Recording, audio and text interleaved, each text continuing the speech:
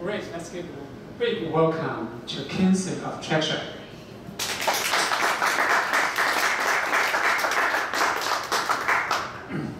You are the small number of entrepreneurs who wear two hats. The second hat is also an angel investor. Maybe let's start with your entrepreneur life first. I know NE world's largest venture capital invested in Traction. Maybe you can tell us a bit more about Traction. Sure. So Traction is a marketplace for digital marketing. So through Traction, you can go to an online marketplace where you can source marketing contractors. So in a way, it works like Gigster, Up Council.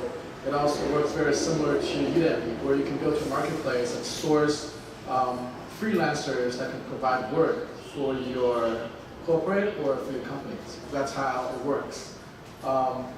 Step one, you go on a marketplace where you can look at a list of marketers. And step two, you can tell us what you're looking for, and our system will intelligently match you with a team of digital marketers to create content for you, as well as market and distribute content for you afterwards. So that's exactly how content works, how Traction works.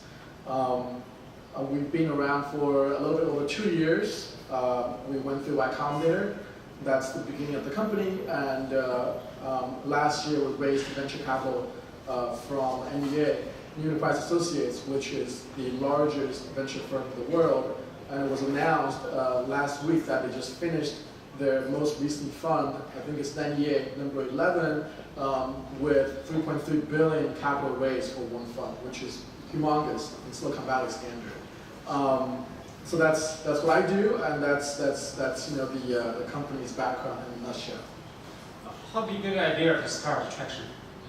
The idea started as I finished my last company, which is a marketplace for e-commerce goods, mostly focused around home decoration, home goods. So I learned a ton about marketplaces. And then I met up with my co-founder, who went to computer science at Brown. He's a really smart guy, smarter than me. I'm probably the least smart people in my company, just so you know. So my background is math from computer science, from Columbia University, and then I went to Wharton for business school. So lately I've been focusing more on the business side of things, where my co-founder is more the tech co-founder. So me and him, we started talking about ideas, how we can get into one space and take over the market. And the space that he knows a ton about, which I didn't know a lot about, is digital marketing. So Peter Wilmot is my co-founder. He had successfully sold 2 digital marketing startups before us founding our company. So he knows a ton about analytics, knows a ton about video marketing. So we started talking about ideas that we see that we could build a company with, and Traction started to come up as one of the potential ideas. And the next step is we then organized a few growth conferences together. So we organized the first growth hacking conference in Silicon Valley 2.5 years ago. And at that conference, it was clear to us that using the marketplace model, we can disrupt a verticalized workplace. So for example, that's what Gigster is doing for software development, and that's also what Up Council is doing for legal services. That's where the idea of Traction came up. So we started to brainstorm around the idea of a marketplace for digital marketing. Then we applied with the same idea to Y Combinator, and we were accepted. We went through hell for 3 months in Mountain View, and then we came after and we raised additional angel investments after the incubation program was finished. That's kind of how the company was started. Two interesting questions. First question is that you said you are the least smart people in the company. How do you get all the smarter people to work for you?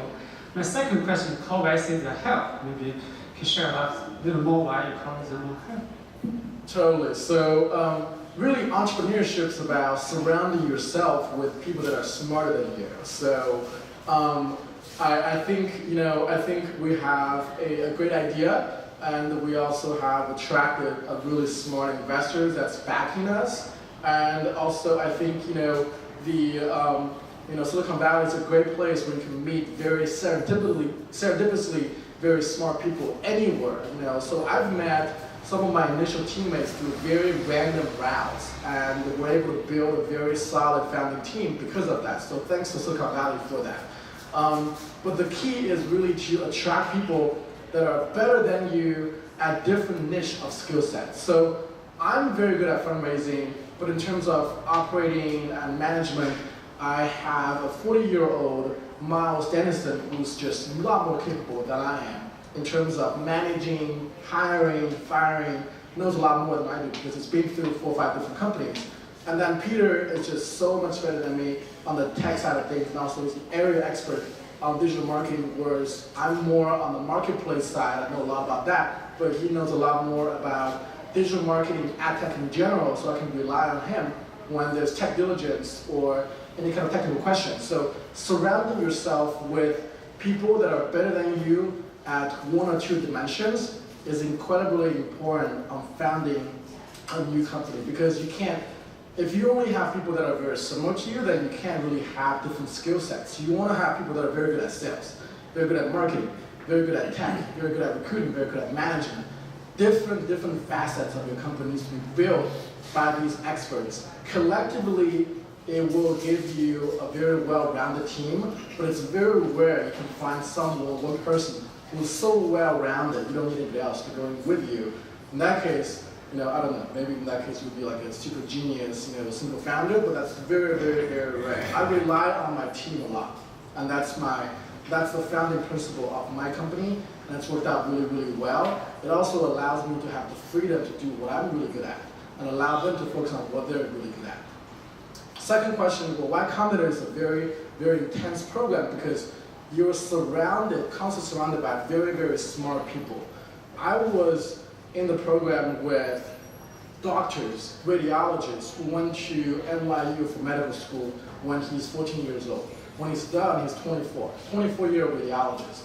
I'm also in school with kids that is a JD at 19-year-old Cornell JD. So really, really smart, really, really well-rounded people, very, very driven, and that itself applies a lot of peer learning pressure to you. So every week there is a goal for the company to grow X percentage per week, and you're racing against others. Whether it's 5%, 6%, 7%, 8%, you're racing against each other. So there's a saying within the group that for every hour that you're not working, your company is losing value, which in a sense applies a lot of pressure to you. So you always have to be working, otherwise your company is losing value. That's my story at YC. Okay, great. How do you convince AEA to invest in you? What's the biggest attraction to them?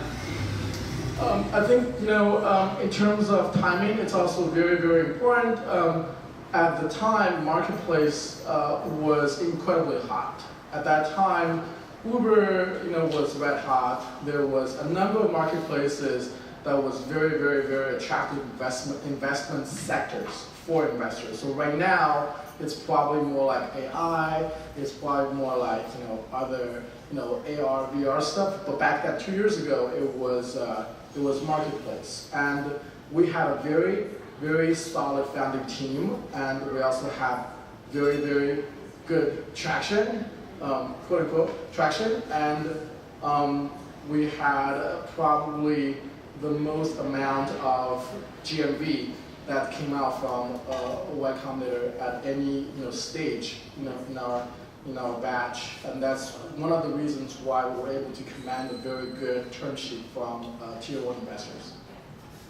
So must be lots of stories behind traction. What are the inflection points or moments you had in the history of building traction?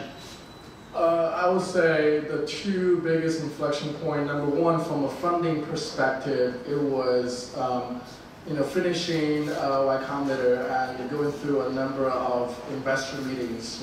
Probably 50 of them within a month time period, where we got really, really, really good at fundraising. And the end result is that we were backed by a tier 1 investor, which gives us a lot more street cred in the valley. So number one, for the company's credibility-wise. And number two is in terms of operating the company, getting my COO, Miles Dennison on board, who's a veteran in the space, it's also adding a lot of recruiting power for the company, which allows us to scale very, very quickly. We went from 2 people to 15 in our year 1, and then it's growing very, very fast paced since then. So in terms of operation-wise, getting some very, very seasoned operators into the company was very, very crucial for our growth. Okay, got it. So let's talk about traction a little bit more. AE's investment, of course, is a big certificate. But what's the next step? Where do you want to bring the company to for the next 2 years? We definitely see a lot of growth with our existing model. We also see a tremendous potential in us launching new business models, for example, SaaS, which we have a lot of belief in, and a ton of our customers are requesting for features that they will be willing to pay for on a monthly basis. So that will be a new territory for us to go into. And as far as funding status-wise, we will keep an open mind in terms of opening this up for future investors coming for our next round as well, which we are actively growing our numbers to hit our next milestone. Right now, the market is very frothy, so we're looking for probably the 2 Qs from now to start looking for our next round. Okay. So maybe a little bit to geographic information. Where are your clients or customers?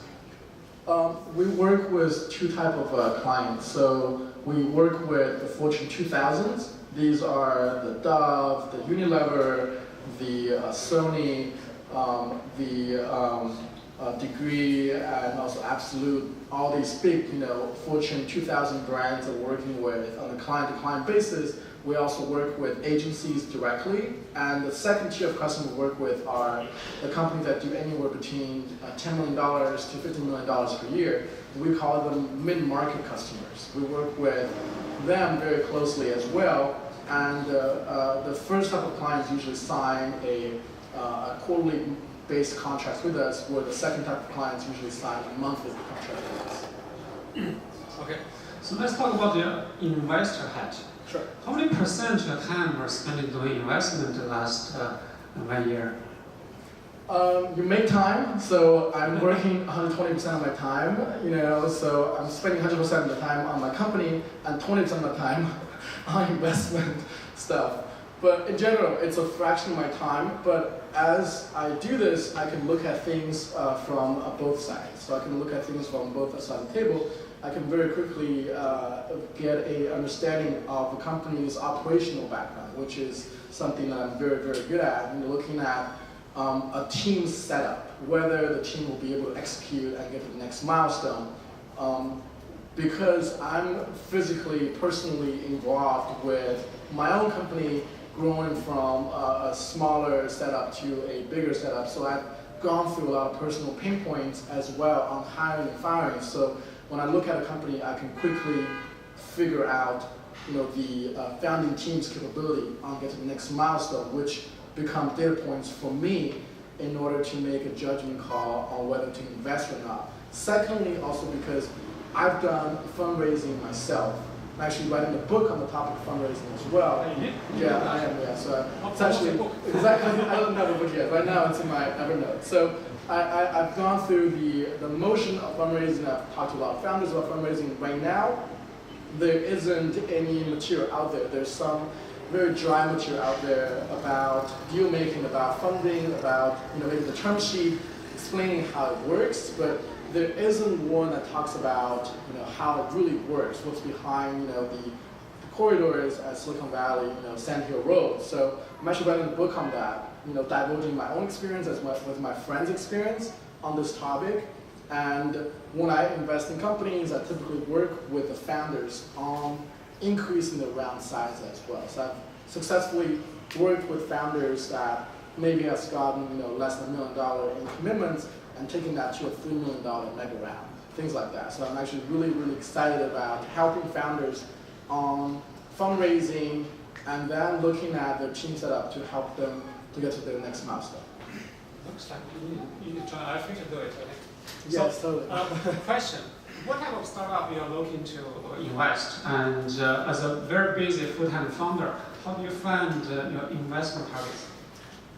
So I've, my area of expertise is in marketplace. So I know a ton about different marketplace variables, factors, and how they grow, as well as at different stage of your life cycle, whether it's more marketing driven or more sales driven. So I know a ton about marketplaces. And I primarily look at two types of deals. One would be marketplace companies. The second one would be consumer tech, but with an AI twist. So I recently invested in an e-commerce AI deal that's targeting a very large consumer base, but also using machine learning and AI to solve some of the technical challenges. So that type of deal I very much so enjoy looking into because it can potentially be very, very impactful in terms of changing consumer behavior. So in terms of deal sourcing, it's mostly by referral basis, and people always send me their deals also because they have heard. So many people know you're investing. Right, exactly. Yeah. So they've heard of me, and I've got some really funny stories to tell actually. So because I helped founders on increasing their capital raise, so I've gotten a little bit of street cred about doing that. So more and more people reach out to me because they ask me, oh, in this situation, what do you do? How do you talk to investors this way? And then I've kind of gotten that little bit of street cred, on that regard, which turns into deal flow for me, and also speaking at growth conferences and also going through marketing conferences in general helps me also getting deal flow in those channels as well. Also lately, I've been reached out by a few old cross-border firms asking me to source deals for them on the AI side, which makes me more and more efficient at sourcing AI deals as well, which I really enjoy.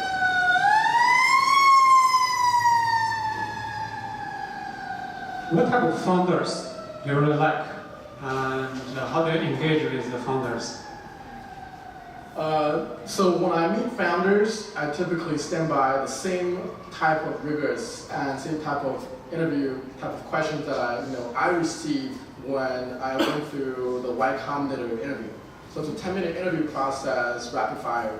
So I would typically ask very similar questions to figure out their personality. I think personality is a very important trait on determining their success. So in a way, it's a way to filter out people based on patterns. So it's pattern matching in a way.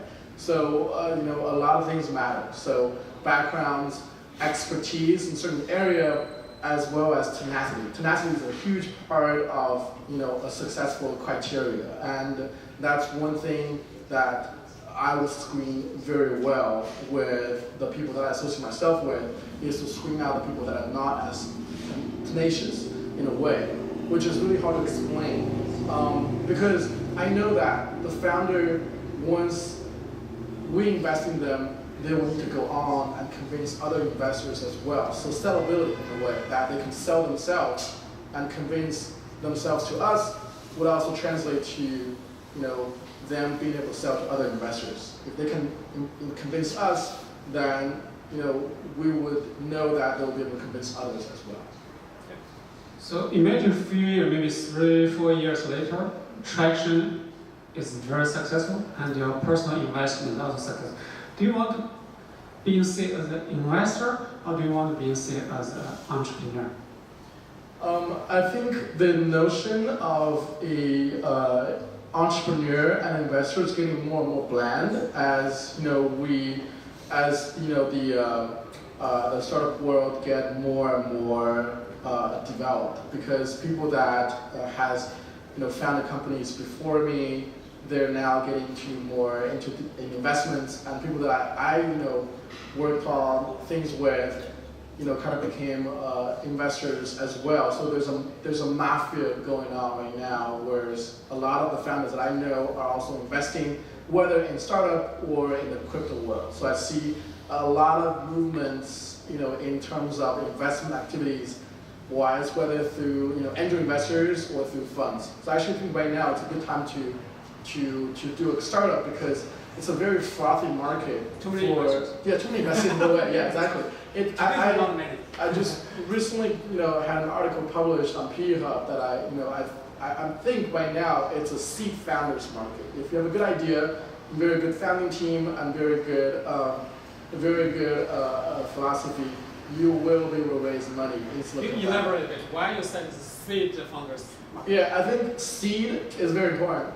At the seed stage, there are lots and lots of different funding opportunities for you now. There are angel investors, people that made money from before. There are seed funds. There's so many micro VCs out there. There are also cross-border funds, or there are funds from overseas. There are also ways to raise money from Kickstarter, crowdfunding sources, WeFunded. There are also ways now to do ICO through raising money through cryptocurrencies.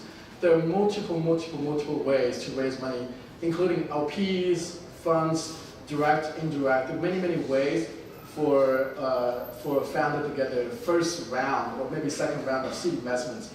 Whereas when it gets to the institutional level, it's harder and harder. It's actually much harder. So there's a big gap now between seed round and institutional round. And that difference is actually getting bigger and bigger.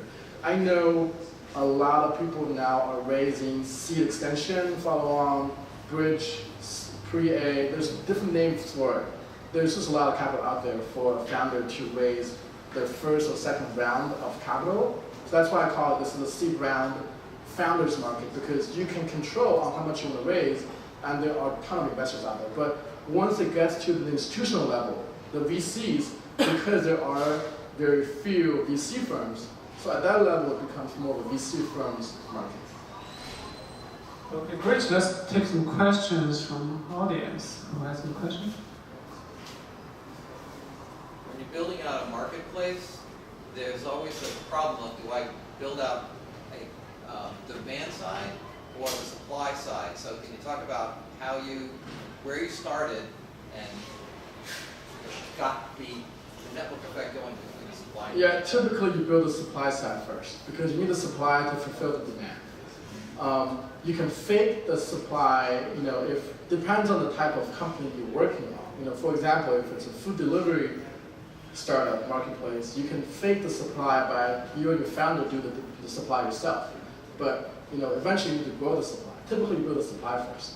In our case, our supply are the digital marketers. So we have to go out there and secure supply via go to Craigslist and scrape, Upwork, Elance, and get them to be vetted and to be on the marketplace in order to serve our clients, because we can't just fake the supply because we have big clients. Our first deal was Sony, so we have to serve big clients with very credible fulfillment. So we actually have to go through a vetting process, and we vet, let's say 100 people, then we're only taking maybe 8% of them. So we actually have to go through the entire building of the supply before we can serve our first client. Whereas a more consumer type of marketplace, you can fake it to make it, which is what Sprig did. Actually, Sprig initially didn't even have any supply. They just went to all the people that want food. They draw out a napkin to see if they want it. That's the one way to fake the supply. So that's our story. You said that there were 10 minutes worth of questions that you were asked at Y Combinator, your interview to gauge personality, something like that, really rapid fire. Could you share what some of those are? Yeah, the whole test is it's threefold, right? It's very much of a rapid fire test to filter out the so-called more weaker minded in a way. Okay, I'll tell you why. So one, they want to figure out it's a big market. Two, they want to figure out whether you're honest or not. And the best way to, if you go through like a drill, like an interrogation, the best way to get honest answers is through rapid fire drills. You can't think. So rapid fire drills is to get honest answers. And thirdly is rapid fire drills also filter out the weak-minded people. So for example, if asking questions such as, I don't like your idea, what would you do? So that's a question that would stump a lot of people, because nobody likes to not get their idea hated way. So what would you say in that case, right? So that's a typical questionnaire to filter out the people that are not as determined for their own idea. Anyone else? Let's scare people. Rick, I have one more question. So, as an entrepreneur, do you have any challenges managing your team? To me, people is the most important things that the investor will be looking at. So, I want to understand, do you have any challenges since you said you manage lots of smarter people? Do you have challenges to manage them? Yes, there's a lot of, in a startup, there's a lot of pain, and it's a constant grind. There's always human resources problems or different type of problems happening in our setup.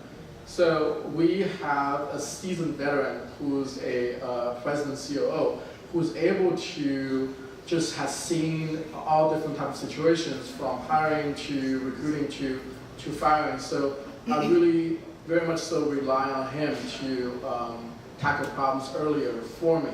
So in a way, he is managing a lot of the more complex and more manual problems for me, whereas I can get focused on some of the more individual problems, for example, BD and fundraising and things like that. So it's a really, really good setup. I've also seen other companies do it differently where the founders will share the managerial burden in a way. But in my company, I tend not to manage as much as some other company that I see. So it's just different founders have different philosophies and different setups. But yes, there are always problems, and you need to address them. There's always hiring or agreeing on firing, all the different pain on executing right. But I think startup in general is a way to remove fears. It teaches you a lot about how to remove different kind of fears. So once you do it, then you get better at it, and then you learn more, and you do it more. Okay. My last question. Was the YC experience very helpful when you get NEA's money? Does this two related? Let's say if you philosophically, if you never been a YC, do you believe you still can get investor like NE? And the second question related to that, getting into YC and getting the NE's money, which one was easier? Well, of course I'm going to say it doesn't matter, right? So that means I'm really good. I think it does have, it does have a positive signal per se. Maybe without the YC experience, it'll delay us getting funding by maybe we'll get a different type of investor.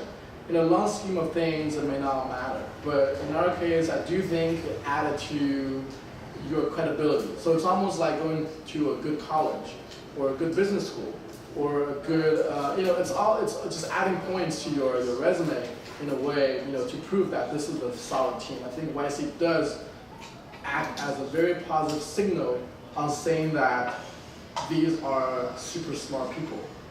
Well, we don't know what they're working on, but they're just really smart people. Okay, great. Let's give a big hand to Kenzi.